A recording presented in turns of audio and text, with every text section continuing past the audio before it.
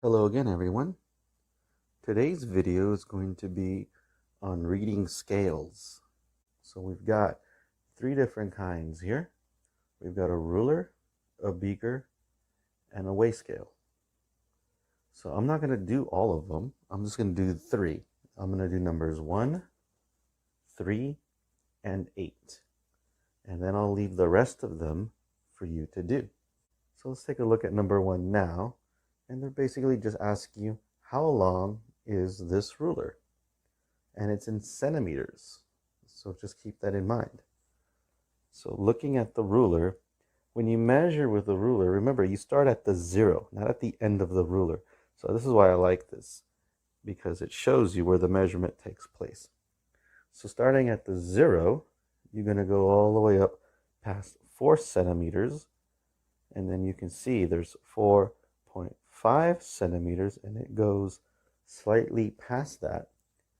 So the answer is 4.6 centimeters. Number 3 asks you, how much is this measurement? And it's in milliliters. So looking at number 3, you can see how much is there, and it's going past 40 milliliters. And you can see it's counting by 5s. That's 45, then 50, then 55 is where the measurement is at. So the answer for number 3 is 55 milliliters. And number 8 is asking you, how heavy is this? And the answer is going to be in grams.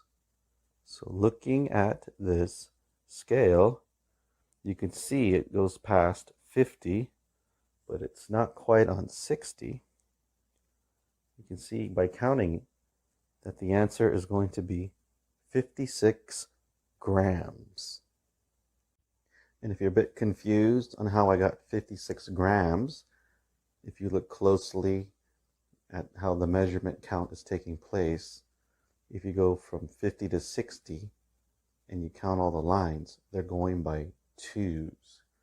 So if you count 2, 4, 6, you'll see that number 8, the weight, for number 8 is 56 grams. So this is just a measurement activity I wanted to do, because I really haven't done anything on measurement like this. Make sure you put the unit of measurement. I mentioned just the measurement part, but please make sure you write the unit, because if you don't, you're going to miss the whole thing. That's usually what happens. Now I'll leave a link down in the comments, in the description below. I'll leave it in the description on where you can find more resources like this. And again, as always, thank you for spending part of your day with me and watching my video. I always appreciate you spending this time with me, and I look forward to seeing you on the next video.